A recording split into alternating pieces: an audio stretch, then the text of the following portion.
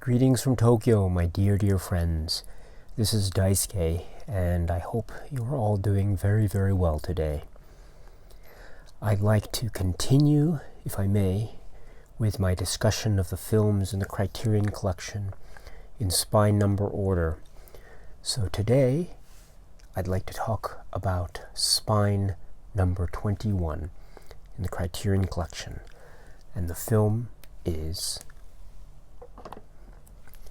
Dead Ringers.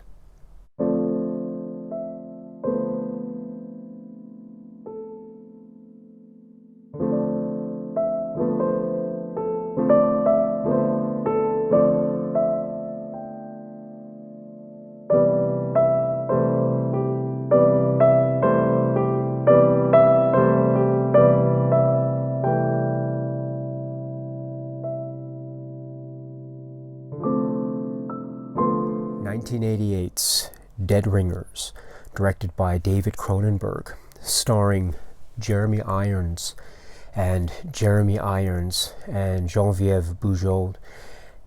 It's a story about twin brothers who are brilliant in their field of gynecology, and they have a very intense relationship between each other because they're twins, and there is a certain strong emotional bond between them.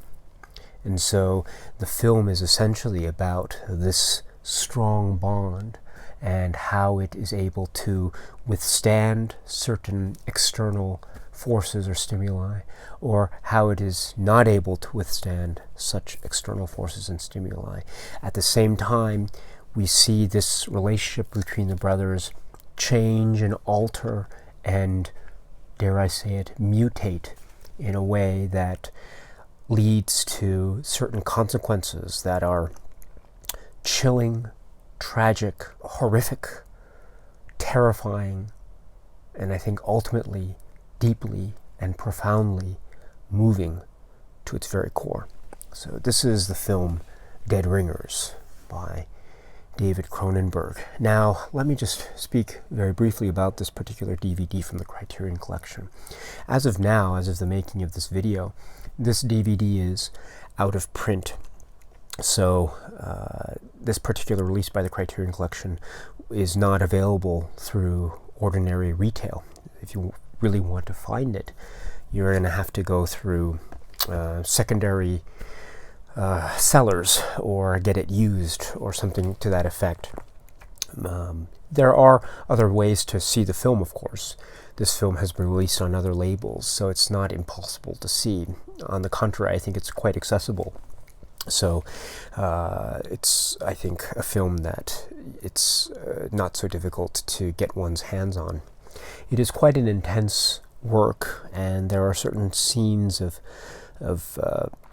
shocking intensity, let me put it that way. So I don't think it's a film necessarily for everyone, but it is a film that I think has a lot of ideas at work, and they are being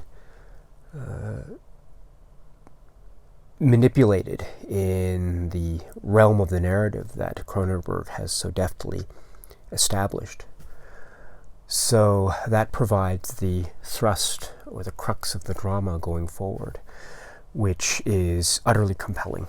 So that's Dead Ringers in terms of its tone and its stylistic impact.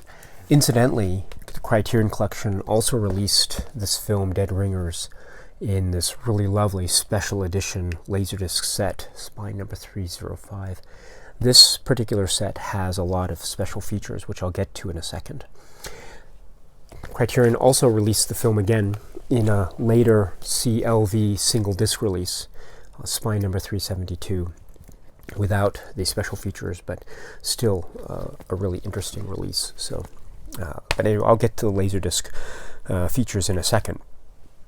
Going back to the DVD, I should say that the film is it is presented with an audio commentary track which has a number of different participants and their comments are edited together in a kind of patchwork fashion that is often the case with some audio commentary tracks. So we have David Cronenberg, Jeremy Irons, editor Ronald Sanders, production designer Carol Spear, and Peter Suzitsky, who is the director of photography. So very interesting, very, very interesting commentary track. I am always very impressed with David Cronenberg's comments in particular. And so he provides a lot of great commentary, but the other participants are equally as fascinating. So this audio commentary track is highly recommended. Next is there is a feature that is talking about the original designs for the opening title sequence, and this is presented in a kind of frame by frame format. So it's a kind of a picture show kind of format, so you have to push the forward button to go forward with that. Very interesting concept art in that. Similarly, there's another kind of slideshow presentation supplement called Mathematics in Metal, which is a reference to a particular aspect of the film dealing with how the surgical instruments are created. But anyway, the supplement is called Mathematics in Metal. And there's another supplement called Instruments for Operating on Mutant Women. So these are also slideshow presentation supplements, which are still galleries of drawings and photographs of the sculptures and medical instruments designed for the film. Very interesting and very scary stuff, some of it is. So. Next is a featurette, which is talking about the twinning effect and motion control footage. Now, this film is remarkable in that Jeremy Irons plays two characters, Elliot Mantle and Beverly Mantle, so they're twin brothers. And there are some moments where the brothers appear together on the screen together. So that is a technical feat, and it involves basically having to time their movements precisely. It also involves having motion control camera work. Very interesting stuff, and there are many scenes that are shown that are broken down and to show how this twinning effect was achieved. It's quite extraordinary. Then there is the electronic press kit, which includes a trailer and a little featurette about the making of the film. And that's it as far as the special features on this particular DVD are concerned. I should say that if we return to the Laserdisc, all the special features that are on the DVD were also special features that were on this box release Laserdisc special edition of Dead Ringers. But I should say that there are a couple of features that were on the Laserdisc release that didn't end up on the final DVD. So one of which is called Double Trouble, a study of Dead Ringers special effects by John Shea of Cinefex magazine. So it's kind of I think it's an article. So that didn't make it over to the Dead Ringers DVD. Another feature that is on the Laserdisc but didn't make it to the DVD is actually an early feature, an early work by Cronenberg called Crimes of the Future. Crimes of the Future is actually on here, and it didn't make it to the DVD, so that's interesting. Incidentally, the film Crimes of the Future also appears on the Blu-ray of The Brood as one of the special features or supplements that's included for The Brood. So The Brood includes Crimes of the Future, but it was once available here as well on the Laserdisc of Dead Ringers. But still, this DVD presentation is quite excellent, and so it's a shame that it's out of print, but who knows, maybe one day it might return, fingers crossed. Okay, my friends, let me just say now that I will now talk about this film a little bit in detail. So if you haven't seen it, I suggest you stop now and you can watch the film and then come back to this video at any time. And yes, we can talk about this film, Dead Ringers, because I'm going to talk about specific details, including the ending of the film, so I don't want to spoil it for you. So if you haven't seen it, please stop this video now, and you can come back at any time. Okay, you're still here, so that means you've seen the film or you don't mind being spoiled. So this film is a remarkable work because I think it, for me anyway, it goes against expectation. I find that this film is one that I always expect is going to be more of a horror film than it actually is, and that's probably due to my own sort of naive expectations when it comes to films about twins and twin brothers.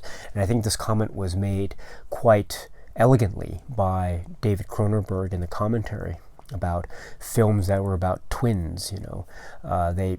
Films usually about twins tended to be about twins that were completely non-identical to each other, or one was a psychopath killer or something like that.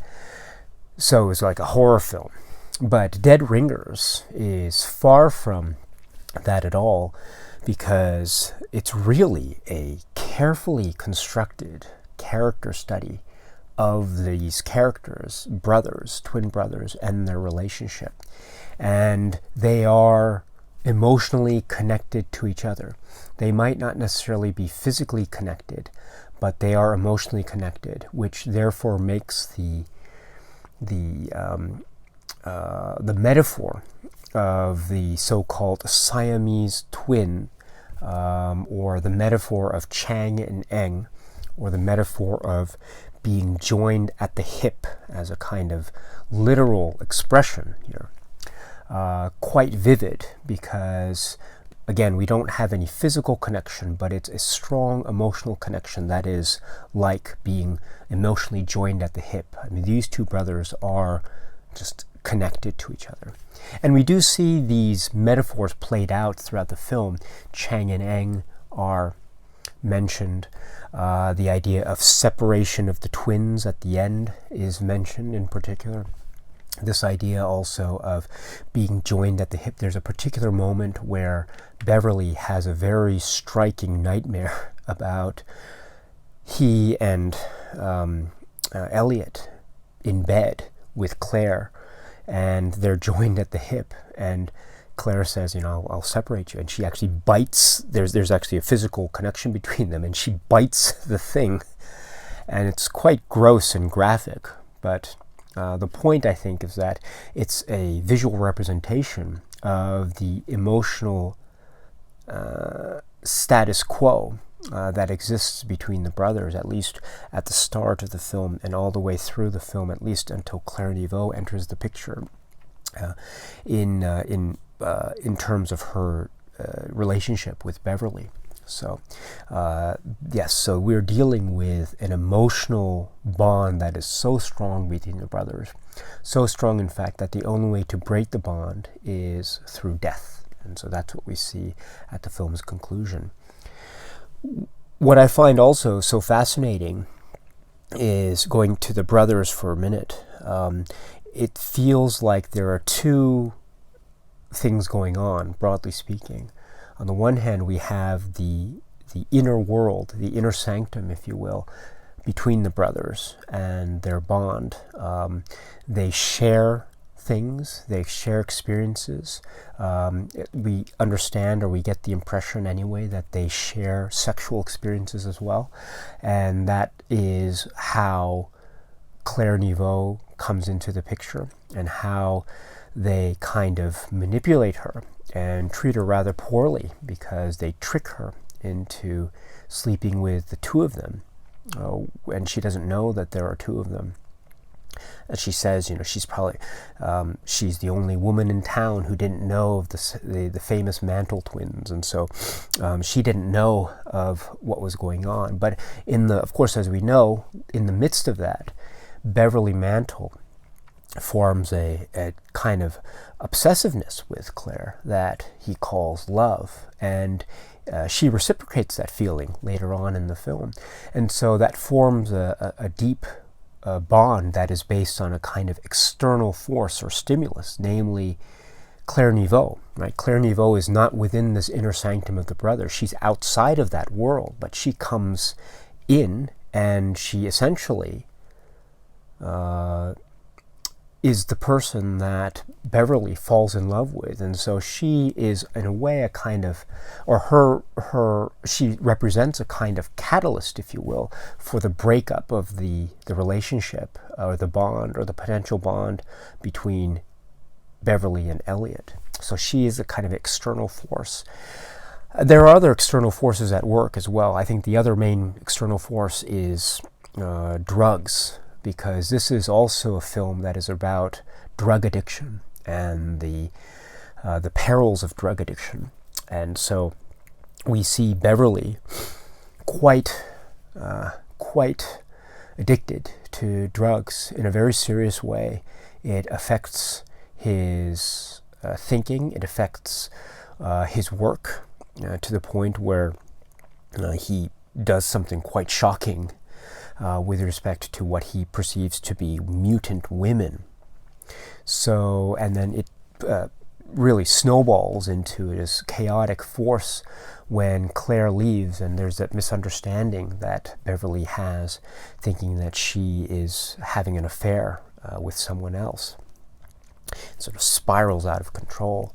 But what's so fascinating is that the film is also about trying to kick the habit, going cold turkey, detox, as Eliot describes it.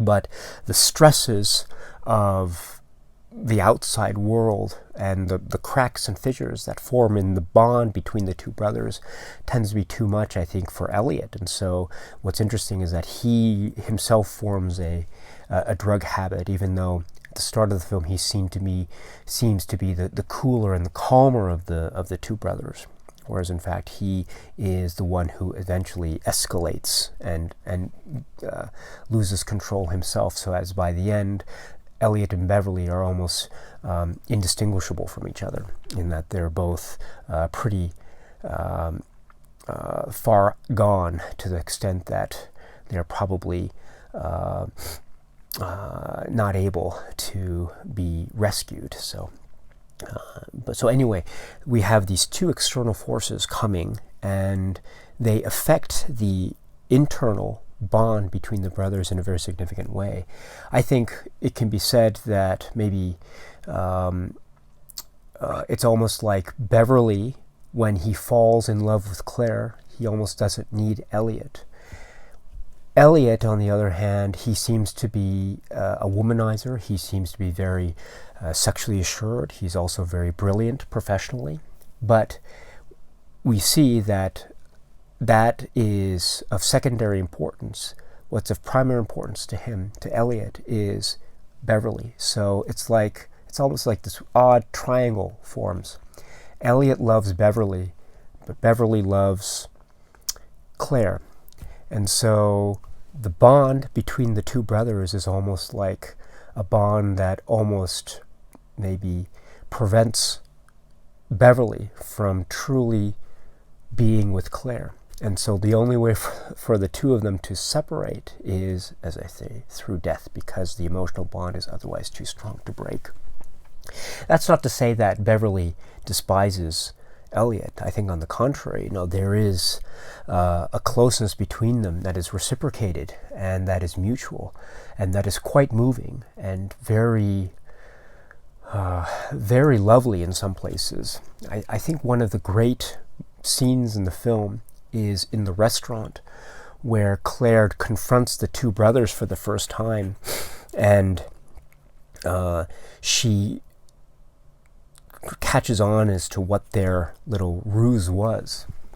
And then she throws the water into Beverly's face, as you recall, and then she runs out of the restaurant in a huff, very upset, understandably so, because what the two brothers have done is actually quite gross. But Beverly is obviously very emotionally upset, because by this time he has formed a kind of, I guess by this time he has almost fallen in love with her.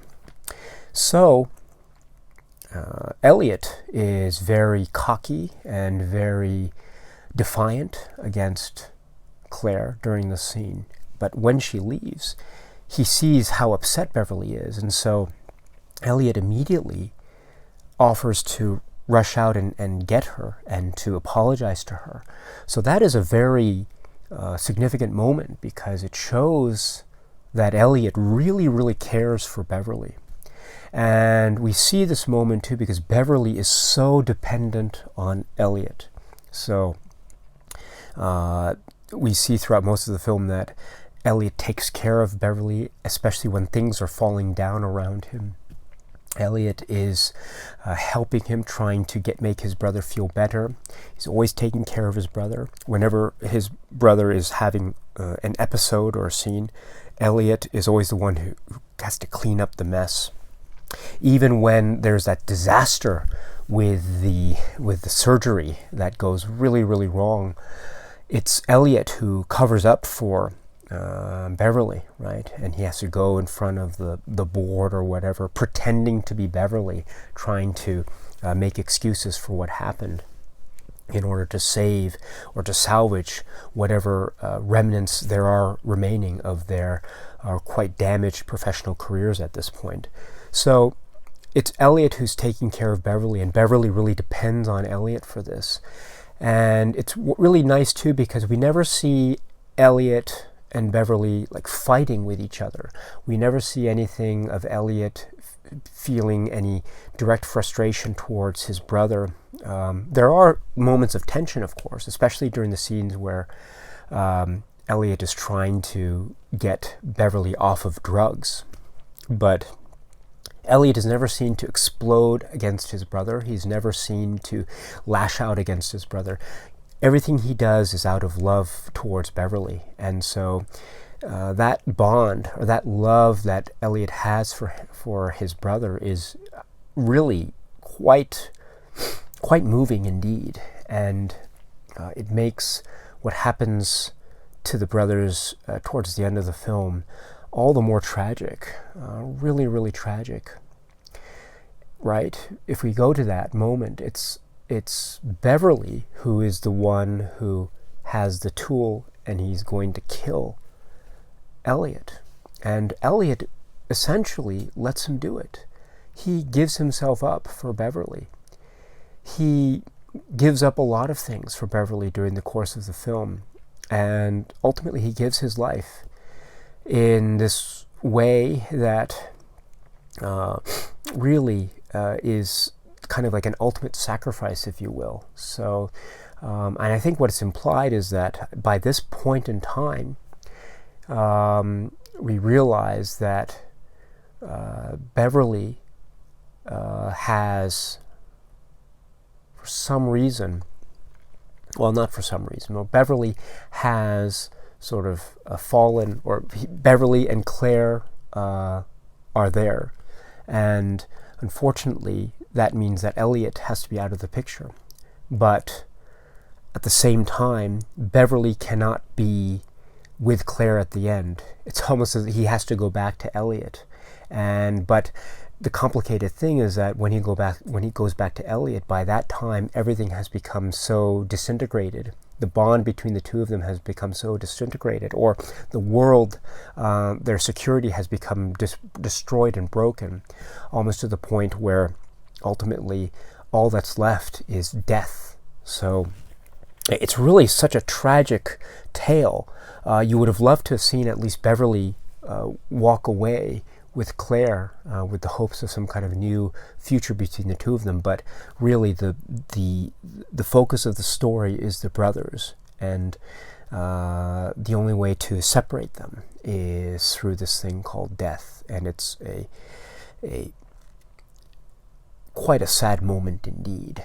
That moment between the two of them that night, when they go back to the office and everything is just chaos, it's a mess, and they share a cake, right? I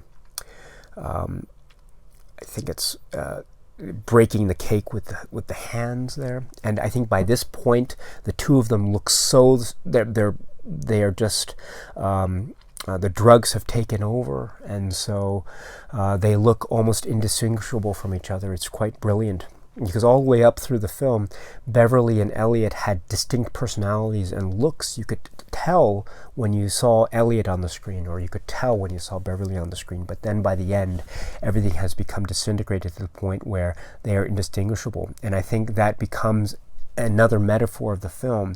They are so indistinguishable that they are one, but they are still two separate beings, at least emotionally, at the core of their hearts, and so the only way to separate them is through death.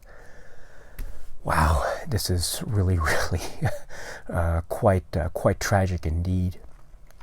I should say that the performances by Jeremy Irons here are really stunning, very stunning indeed, because he is playing two characters that throughout most of the film, as I said earlier, you can tell when he's Elliot and you can tell when he's Beverly. And the way that they interact with each other on screen is really quite something else. What I love too is that the twinning effect, so essentially it's the screen is split in half, and for instance, Elliot is here and then Beverly is here, so they're looking like they're talking to each other, and the timing of the dialogue is such that once one character speaks and the other character will speak after that, so it'll look like they're in the same scene together. And it's really remarkable because on the one hand, Jeremy Irons' acting is so powerful that we believe that they are two separate characters, because his posture and the way that he emotes and the voice tenor and all that is just brilliant, absolutely brilliant. But at the same time, there's a kind of odd thing that goes on, at least for me, when I see the shots of the two of them together, because they're technically brilliant, don't get me wrong. They're seamless. There's nothing odd about them. There's just a beautiful flow to them, and they're seamless, so they look perfect. They look perfect. But I know in my head that this is the same character, same actor playing the two characters. I know that Jeremy Irons is playing the two characters, and so in my head I know it's the same person. So that is a weird thing. So I see the strong efforts of the filmmakers and the staff to try to create the illusion of two characters, but the fact that I know that they're being played by the same actor makes my head think that these are really one and the same person when I see them together on screen. And I think that really helps the film, because it adds more strength and it adds more impetus to the broader metaphor of the two brothers, namely they are twins, they are separate people, but their emotional bond is such that they are not only joined emotionally, but it could be said that they are one and the same person. They're just manifest into two separate people, but they are one and the same person. Right? We see this when, for example, when Elliot has the two, I guess essentially prostitutes coming, and they're twin prostitutes. And he has one of them call him Bev and the other call him Ellie or Elliot. So it's like he is stepping in for this grander metaphor that they are one and the same. And I think Jeremy Irons David Cronenberg in the commentary explains that it's almost like it's two separate personalities of one person. So the fact that we see the twinning effects and we see Jeremy Irons, two of him at the same time, still lends so nicely and so poetically to the metaphor that these are really two halves of the same person. Brilliant, brilliant concept. And it makes the visuals so much more wonderfully complicated, if you know what I mean. So, yes, so this is a kind of a rich and nuanced and very disturbing work in many, many ways. I think a lot has been said about the particular instruments that are made by the artist Wallach, who's played by Stephen Lack. the gynecological instruments for operating on mutant women, right? So the idea being that for Beverly, who has reached this frenzied state of mind, he thinks that nothing's wrong with him, but what's wrong is with people around him, or the women that he has examined as part of his practice. Everything he's doing is right, but it's the women who are odd or mutant, and that is, of course, coming, I think, initially, at least in the context of the film, from the idea that Claire Neveu is, according to the world of the film, a trifricate. So, and in fact, there's that moment where Beverly calls the hotel room, and her secretary picks up, and he thinks that this is someone that she's having an affair with, and so he has that really vile call where he says, she's a mutant, she's a trifricate, and she's a mutant. So, and then this leads into this weird, bizarre idea about operating on mutant women, which has terrible, terrible consequences. But this notion of these weird, almost alien or organic-looking tools that are made of surgical steel, and they're sharp, and they're really like insects or something. It's quite graphic and quite a disturbing image, and it's odd too. It's kind of an odd thing because it gives that sense of odd, unnatural yet organic horror to this film. But that isn't the focus of the film. The focus of the film is the relationship with these brothers, and so I think that's lovely. But this element of strangeness comes in a very metaphorical and deeply poetic way, I think, because they are unnatural. They have to be made special order. They come from the imagination of Beverly during this period of chaos in his life. And so they are the result of some kind of terrible moments or terrible period in his life that is fueled by drugs and jealousy and just depression, perhaps. So there's that. And they are quite unnatural. You never see them perform any acts that cure. They are always things that cause violence and chaos and mayhem and ultimately destruction. And it's very interesting too, because throughout most of the film they are referred to as tools that are used to operate on mutant women, except one point, which is near the end, when Beverly has woken up from his terrible sort of sleep. He is so out of it when Claire returns, and so he goes to Claire's house and he sleeps, I think, for a week or something like that, just to flush the drugs out of his system. And when he comes to, she asks him about these tools, but he doesn't say that they are instruments to operate on mutant women. No, he says then that they are tools used to separate twins. And so I think by that point he realizes, and we realize, that they are the tools that will lead to the separation of the Mantle twins and ultimately their destruction.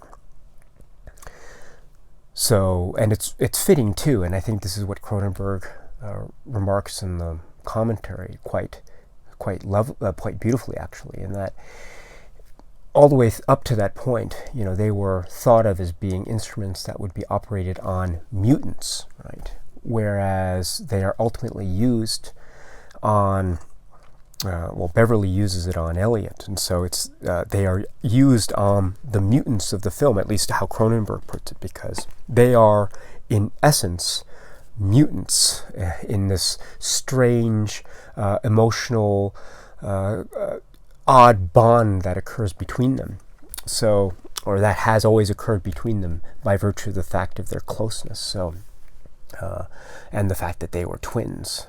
So this is a nice reversal of the shock imagery that we saw used all the way up to this point, and the shock imagery thus becomes the tool or the implements of death, and thus they sort of achieve this sense of tragedy beyond their sort of shock value, so to speak. So I find the way that Cronenberg uses this imagery to be very profound and quite artistically brilliant. So they are horror elements, but they are used in a way that is very tragic and poignant and emotional and sad. Oh, my goodness, this is a work of true genius. So, gosh, this film, Dead Ringers, what else can I say about this? It's a rich experience overall. The music is lovely. The tone of the film is lovely. The camera work is just cold and sterile and really appropriate, very apropos to the story that is being told. And yes, this is a film that might seem to have certain horror elements to it, perhaps. It is, after all, a Cronenberg film, so there are certain expectations attached to that kind of brand label or moniker, or at least how it was marketed, I think. Because, for instance, the trailer to the film really focused on these tools and these weird, surgery theater and these red costumes and all that. So, but really, those are not the main elements of the film, as you know. The main element of the film is this emotional relationship between the brothers.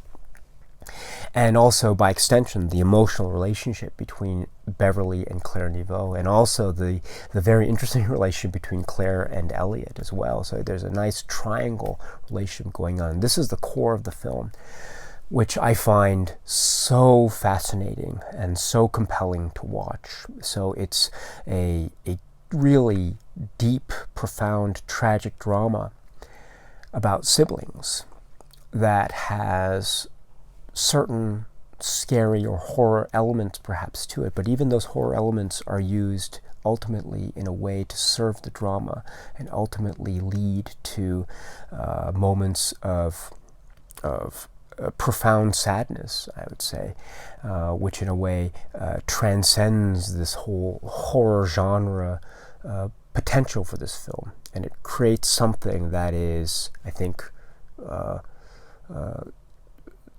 transcendent and powerful and quite profound about the nature of obsession and the nature of dependence and the nature of a kind of emotional connection between one human being and another human being, and the way in which that emotional bond can become almost like something physical or transformative and strong, to the extent that the only way to break the bond is through death.